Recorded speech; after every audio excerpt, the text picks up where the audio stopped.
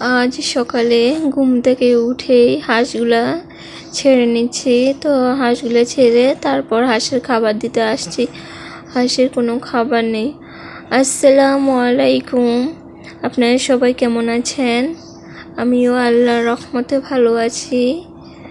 আমার ভিডিওটি কাছে কিংবা দূরে, দেশ কিংবা দেশের বাহিরে যারা দেখছেন তাদেরকে অসংখ্য ধন্যবাদ।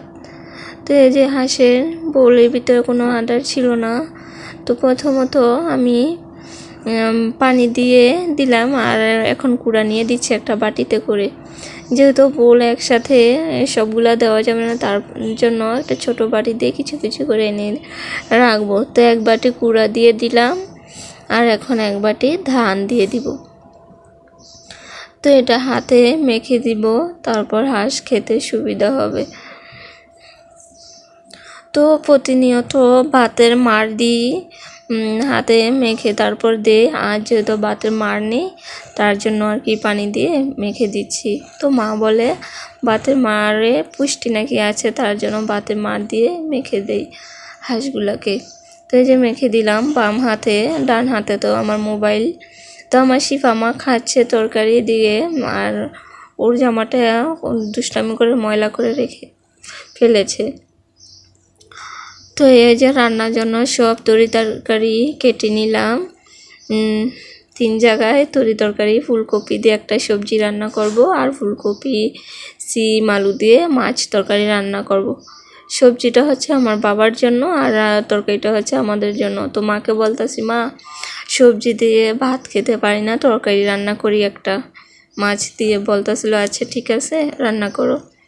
তো মার আসছে, রান্না দেরি হয়ে গেছে, তার জন্য আমি বসাই দিলাম মাছ। বেড়ায় আসছে যেহেতু অনেক কাপড় জমে গিয়েছে, তো এগুলা ধোয়া দায়ী করলো। তো আমি এখন রান্নাটা বসাই দিলাম, সব কিছু কেটে কুটে ধুয়ে নিয়ে তারপর বসলাম আর কি। তো রান্না বসাতে বসাতে 12টা বেজে গিয়েছে। তো এই যে মাছগুলা ছুটাইয়া কোনো রকম এখন আমি তেলের ভিতরে দিয়ে দিলাম, একটু হলুদ গুঁড়ো আগে দিয়ে লবণ দিয়ে তারপর মাছগুলো দিলাম। হাতে আর মাখাই নাই, অত সময় নেই, তার জন্য একটু তাড়াহুড়া করে এভাবেই বসাই দিলাম। তো আমার মাছগুলো ভাজা হয়ে গিয়েছে, এখন আমি পেঁয়াজ কুচি দিয়ে দিলাম একটা তেলের ভিতরে।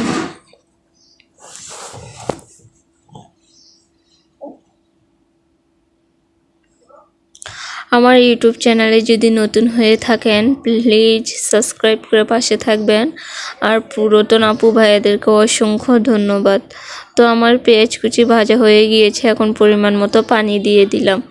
তো স্বাদ মতো লবণ দিয়ে দিলাম, হলুদের গুঁড়া দিয়ে দিব 2 চামচ, আর মরিচের গুঁড়া দিয়ে দিব 1 চামচ।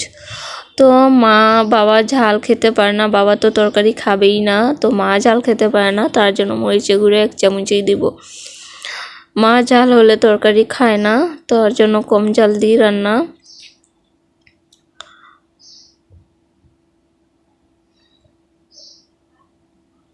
তো আদা বাটা রসুন বাটা 1 চামচ দিয়ে দিব।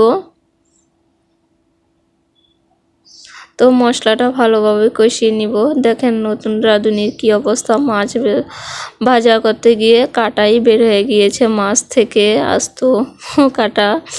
তো কাঁটাটা ফালাই দিলাম। তো এই যে আমার শিফা মামি জাল ধরাচ্ছে, আর আমার মা লাকড়ি দিচ্ছে, তারপর বস্তা থেকে গুঁড়া দিচ্ছে আমাকে।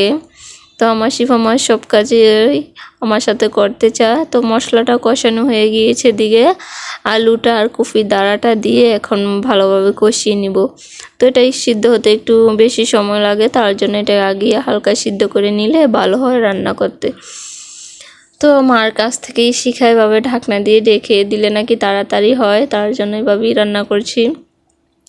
তো এই যে আমার কষানো হয়ে গিয়েছে আলু আর দাঁড়াটা, এখন কফি ফুল আর সিম দিয়ে দিব।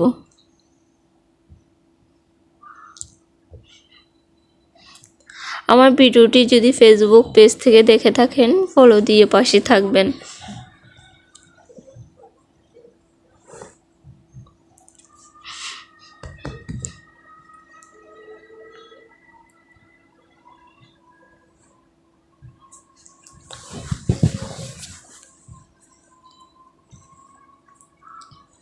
তো এই যে কষানো হয়ে গিয়েছে, এখন জল দিয়ে দিলাম। তরকারিটা হবে ওই পরিমাণেরই।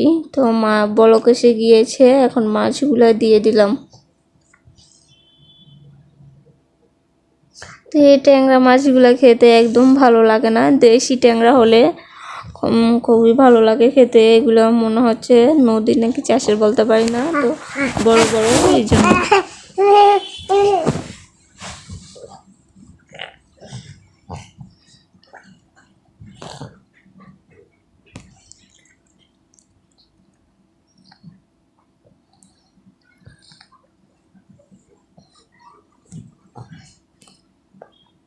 তো আমার তরকারিটা হয়ে গিয়েছে, এখন ধনেপাতা উপর দিয়ে দিয়ে দিলাম। তো এই যে পাতিলে ঢেলে নিলাম। তো তরকারিটা কালার খুব সুন্দর এসেছে। তো এটা ঘরে রেখে এসেছি, এখন মা আবার শুটকি তরকারি রান্না করছে। তো শুটকি তরকারি রান্নাও শেষ, এখন নামিয়ে নিবে। তো এই শুটকি তরকারিটা হচ্ছে ভাবি জোগাড় করে দিয়েছে বেগুন, সিম, তারপর আলু, কফি ফুল। তো ভাবি বলতেছিল যে শুটকি নাই, তো বলতেছে এগুলো আপনি রান্না করে আমাকে দিয়েন, শুটকি তরকারি। তো আমরা অর্ধেক তরকারি রেখে দিলাম আর ভাবিকে একটু বাটিতে করে নিয়ে দিয়ে আসছি ঘরে। তো আবার এসে পড়লাম বাড়িতে, এখন দেখছি মা ফুল পিঠা বানাবে। এই যে